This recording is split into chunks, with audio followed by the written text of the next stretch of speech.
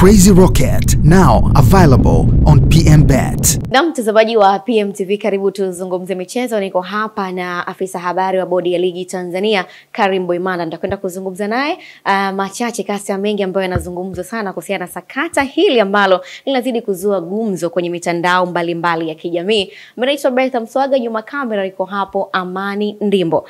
Kaka, asalamu alaykum. Wa alaykum salam. Haifa? Uko vizuri kabisa? Niko vizuri. Mimi hali yangu ni nzuri, namshukuru Mungu. Kaka Karim, tuzungumze michezo. Kwanza nataka kufahamu overall ya ligi, namna ambavyo inakwenda, mwenendo mpaka sasa. Mmefanikiwa kwa asilimia ngapi? Ya, tuko vizuri. Mipango yetu wakati tunaanza msimu ilikuwa ni kupata msimu bora kuliko ule ambao umetamatika, kwa maana ya 2023-2024.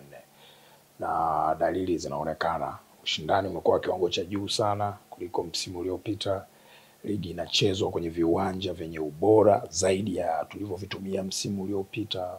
Burudani inayopatikana kwenye michezo ya ligi ni kubwa kuliko msimu uliopita. Lakini ukiangalia aina ya vikosi, kwa maana timu zimesajili wachezaji wa aina gani, utagundua pia kwamba wachezaji wanaotumikia klabu za ligi kuu msimu huu ni wa kiwango cha juu kuliko waliokuwepo msimu uliopita. Maboresho ama maingizo mapya yamekuwa na mchango mkubwa. Kwa hiyo kuna mambo mengi, lakini pia kubwa zaidi ya yote namna ambavyo ligi inazungumzwa ukilinganisha na msimu uliopita. This time imekuwa zaidi. Unajua kuna mambo watu wanayachukulia kama negative, kwamba kila siku kwenye maredio wachambuzi, reporters, nani wanazungumzia ligi kuu ya NBC, ligi kuu ya NBC. Hatutakiwi kulichukua hilo kama negative tu. Kuna nyakati tunatakiwa tulipokee hilo kama ni positive impact ya ukubwa wa ligi. Watu wanataka kusikia kuhusu ligi kuu tu sasa. Wanataka kusikia chochote, wanataka kusikia kuhusu La Liga, Premier League ya England, Bundes, sijui nini. Wanataka kusikiliza ligi kuu ya NBC kwa maana gani? Hakuna mtu anataka kusikiliza vitu vya hovyo. Ukiona watu wanajadili sana kuhusu jambo, basi ujue hilo jambo lina mvuto. Ndio uhalisia. Kwa hiyo kitu kingine ambacho kinatuonesha kwamba msimu huu tunakwenda kuwa tunakwenda kupata msimu bora zaidi ya msimu uliopita ni namna ambavyo vyombo vya habari, wadau kwenye video vyetu vya kahawa tunavyoizungumza ligi kuu ya NBC kwa muda mwingi kuliko mchezo mwingine wowote duniani. Kwa hiyo shortly tuko vizuri, tunaendelea vizuri, na tuna hakika tunakwenda kupata msimu bora zaidi ya misimu yote iliyowahi kupita kwenye ligi kuu Tanzania. Mimi nafahamu kila lenye zuri pia linakuwa na changamoto yake. Pengine changamoto kubwa hasa msimu huu ni ipi? Yeah, of course sisi kama waendeshaji changamoto ambayo tumekuwa nayo kwa msimu kadhaa ni utekelezaji wa masharti yaliyoainishwa kwenye kanuni ile leseni za klabu. Klabu zetu bado zinaendelea kupambana kwenye hilo jambo, kutekeleza yale masharti. Yale masharti yamegawanywa katika vigezo vitano, lakini mimi nivizungumzie vigezo vikubwa viwili vya msingi ambavyo vimekuwa vikitusumbua zaidi. Kuna kigezo cha miundombinu ambapo klabu zinatakiwa kuwa na viwanja vyao. Sio tu viwanja ambavyo vinakidhi matakwa ya kanuni, viwanja bora.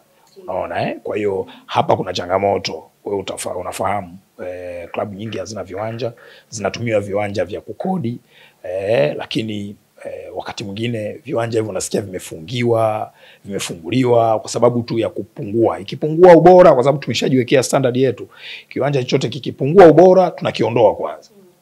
Kikirudi katika ile standard ambayo tunaitaka kitarejeshwa. Kwa hiyo kuna namna klabu zetu zinatakiwa zipambane katika kutekeleza masharti ya kanuni ya leseni za klabu kwa kiwango kikubwa kwenye kigezo cha miundombinu, lakini kuna kigezo cha fedha. Kigezo cha fedha huu ni mtihani ambao tunao wote. Bado tunawadhamini, tunashukuru tunawadhamini wetu, lakini kwa hakika bado fedha iliyopo kwenye ligi, fedha iliyopo kwenye klabu zetu haitoshi kukidhi mahitaji yetu. Tunapotamani kwenda juu zaidi, uendeshaji unakuwa na gharama zaidi. Utakumbuka sisi michezo yote inasimamiwa na maafisa wote wanaohitajika kwa mujibu wa miongozo ya CAF na FIFA.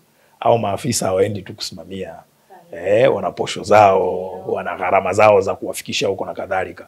Kwa hiyo gharama za uendeshaji ni kubwa kuliko kile ambacho tunakipata. Lakini pia gharama za uendeshaji wa klabu zetu bado ni kubwa. Utasema kuna klabu zinaonekana kama zina uwezo mkubwa, lakini wapeleleze siku moja, waombe wakutajie gharama zao za mishahara kwa wachezaji ama usajili wao, utagundua kwamba hata wanachokipata bado hakitoshi. Kwa hiyo kuna vita nyingine hapa tunapambana nayo kwenye utekelezaji wa masharti ya kanuni ya leseni za klabu kwenye kigezo cha fedha.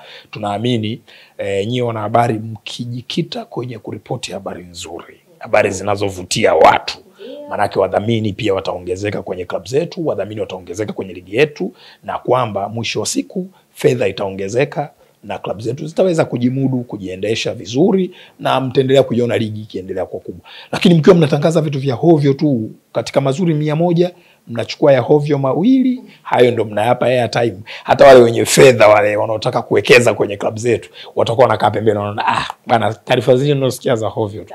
Kwa hiyo changamoto kubwa ni hiyo. Changamoto kubwa ni hiyo, japo kuna mambo ambayo yanahesabiwa kama changamoto, lakini mimi mara zote nakataa kuwa ni changamoto.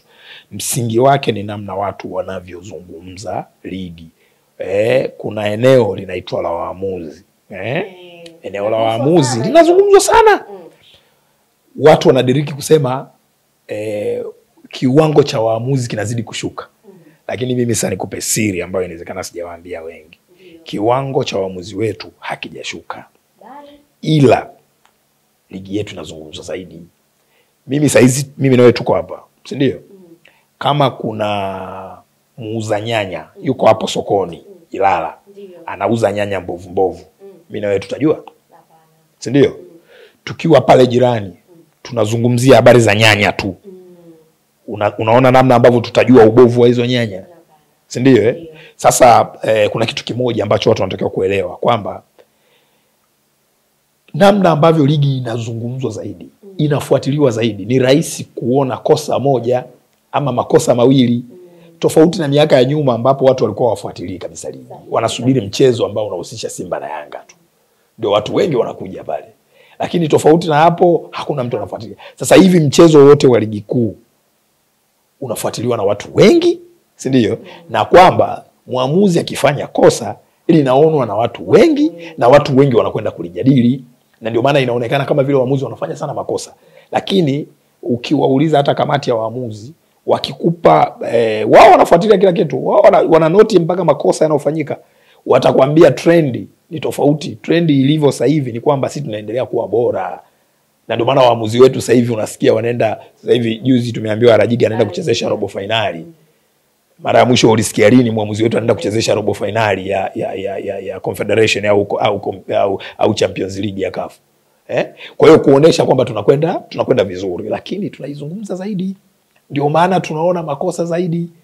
Ila kama tungekuwa hatuna time nayo, tusingeyaona hata hayo makosa. So kwangu mimi naona msingi wa haya mambo, sisi tunakiri kwamba waamuzi wetu sio kwamba ni bora sana. Ndio maana tunapambana hapa, mwisho wa siku VAR ianze kutumika. Tupunguze makosa yao.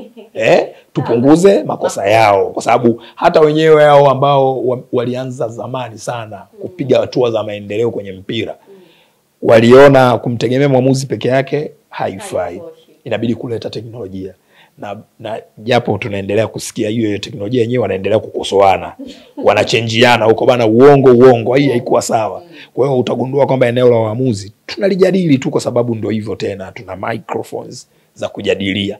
Lakini kiukweli ni eneo gumu ambalo hata wakati wa kujadili tunatakiwa tuwe makini sana, kwa sababu sisi wenyewe, mimi na wewe, tunaweza tukaangalia clip hapo tukabishana. Mimi nikasema sahihi, wewe ukasema sio sahihi. Wewe ukasema mwamuzi amepatia, mimi nikakwambia amekosea. Tunaangalia video clip ambayo kila mmoja ana nafasi ya kuirudia mara 2 mara 3. Umewahi kumfikiria mwamuzi ambaye hana nafasi ya kurudia, anafanya decision mara moja, akisema penalty, imeisha? Umeona? Kwa hiyo kuna hiyo tunaichukulia kama changamoto, lakini ni eneo ambalo tunapaswa tu kupambana kuhakikisha waamuzi wanaendelea kupatiwa mafunzo zaidi, na wakati huo yale mafunzo ya VAR yakiendelea, tutakapomaliza wakigraduate wale watu, mzigo utaingia hewani hapa. Tutakuwa sasa tunasema mwamuzi amekosea, ana nafasi ya kwenda kuangalia tena kusema hapana, hapa niliamua tofauti, ngoja nibadilishe maamuzi. Kwa hiyo mambo yetu yanakwenda vizuri, na hizo ni changamoto chache ambazo tunazo, japo zote tunazimudu, tunaendelea kupambana nazo.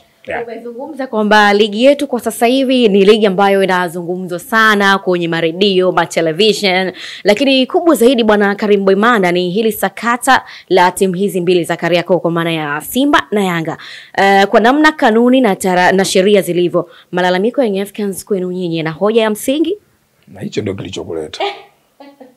Au sio? Hicho ndio kilichokuleta. Vingi Karim. Haya mengine hapa ulikuwa unanipa, wanaita nini ile starter. Ulikuwa unanipa starter hapa ili baadaye uniletee main course. Hiki ndio kilichokuleta. Bodi ya Ligi Kuu Tanzania Machi 8 majira ya saa 8 mchana hivi ilitoa taarifa kwamba imeahirisha mchezo namba 184 wa Ligi Kuu ya NBC kati ya Young African Sports Club na Simba Sports Club. Unaikumbuka hiyo taarifa? Uliona? Ulisoma vizuri? Ile taarifa ilisema imeahirisha mchezo baada ya kikao. Baada ya kikao cha kamati ya uendeshaji na usimamizi wa ligi. Kikao kile kilijadili taarifa mbalimbali ambazo ilizipokea, zikiwemo taarifa za maofisa wa mchezo. Kulikuwa na scenario ilitokea jana yake usiku, jioni, wakati Simba Sports Club wamekwenda kwenye uwanja wa Benjamin Mkapa ku train. Kulitokea scenario pale. Watu wanachofahamu mpaka sasa hivi ni kwamba Simba walitoa taarifa kwamba hawatocheza huo mchezo. Hawatocheza huo mchezo. Lakini hawafahamu mengi kuhusu yaliyotokea kwenye hilo tukio lenyewe. Kwa hiyo kamati ile iliketi hapa kujadili matukio mengi.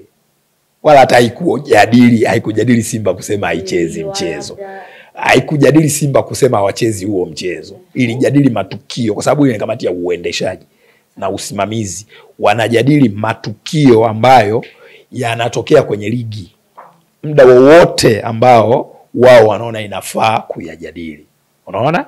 Kwa hiyo katika kujadili taarifa mbalimbali iligundua mambo mengi ambayo yaliwapa hofu ya kuruhusu ule mchezo ufanyike.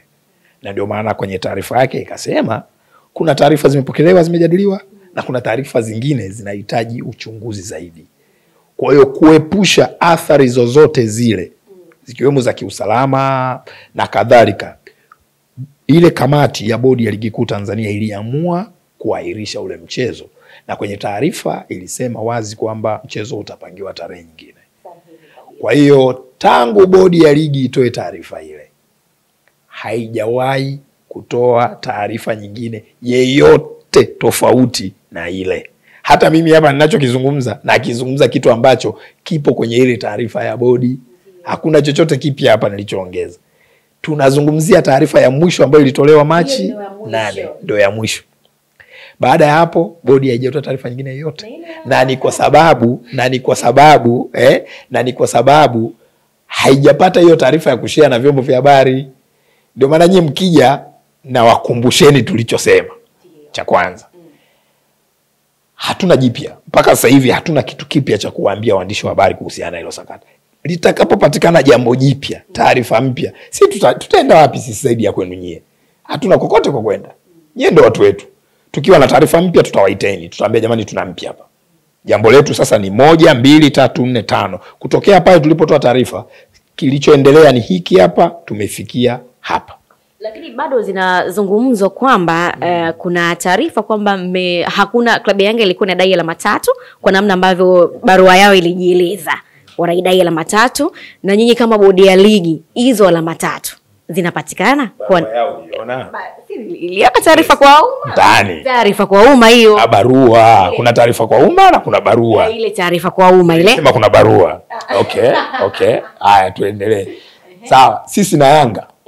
Sisi na Namungo, KMC, JKT Tanzania, Ken Gold, tunaandikiana barua kila siku. Ikishindikana leo kesho. Tuna mambo mengi, ndio njia rasmi ya mawasiliano kati ya sisi na klabu zetu. Mabarua yanayotoka Yanga kuja kwetu huku ni mengi. Mabarua yanayotoka kwetu kwenda Yanga, kwenda JKT, kwenda Ken Gold, kwenda Namungo ni mengi. Na hatujawahi kuita press hapa kuwaambia jamani JKT Tanzania mtuandikia barua leo. Au jamani tumewajibu Ken Gold.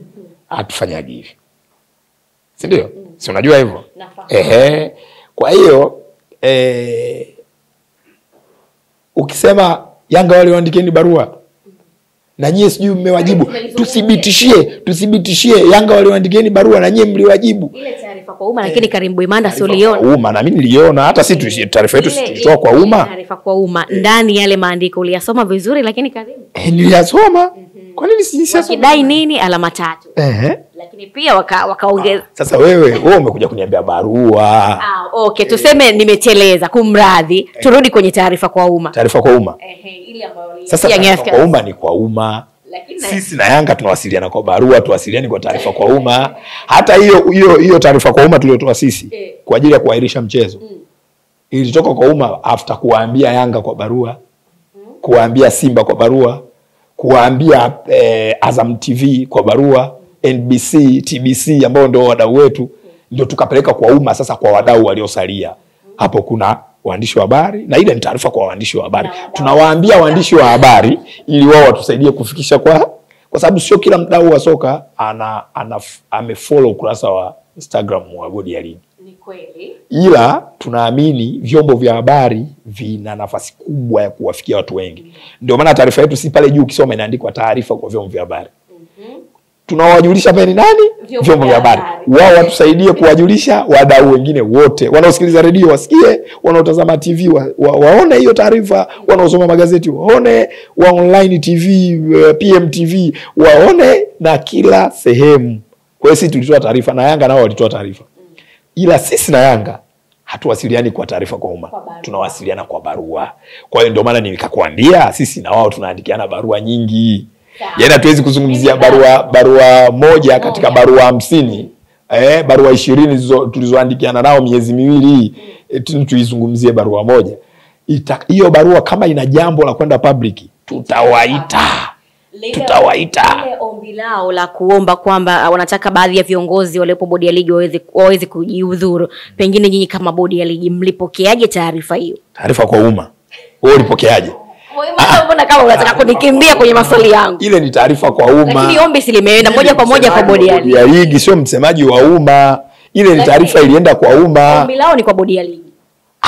Kama kwa bodi ya ligi linakuja bodi ya ligi. Yaani mimi nisikilize kitu kimoja. Kwa mfano mimi hapa, mimi of course nina mke mmoja, si ndio? Bado nafasi 3. Kwa mfano nataka nikuongeze wewe kuwa mke wa 2. Ndio. Hivi mimi nitamwambia mkeenge? Sitakwambia wewe. Sasa je, unafeli wapi? Mimi nitakwambia wewe. Kwa hiyo hayo maombi unazungumza ya Yanga, si ndio? Kama hayo maombi yapo yamekuja kwetu sisi bodi ya ligi, yale ya umma na mimi sio msemaji wa umma. Sasa mimi nazungumziaje umma? Mimi nazungumziaje umma? Na ile taarifa hakuna barua ya kuomba viongozi wajihudhuru ambayo imeletwa kwetu. Barua na Yanga nimekuambia tunaandikiana nao kila siku, ziko nyingi hapo, zimejaa hapo. Sasa nianze kusimulia tena barua tunazoandikiana na Yanga? Nimekwambia hivi, hiyo sinahusisha sakata la mchezo wa dabi kuahirishwa. Nimekwambia tangu tutangaze bodi ya ligi kwamba tumeahirisha mchezo, hatujawahi kutoa taarifa nyingine yoyote. Na ni kwa sababu hatuna taarifa ya kutoa. Tutakapopata taarifa ya kutoa tutaitoa. Sawa.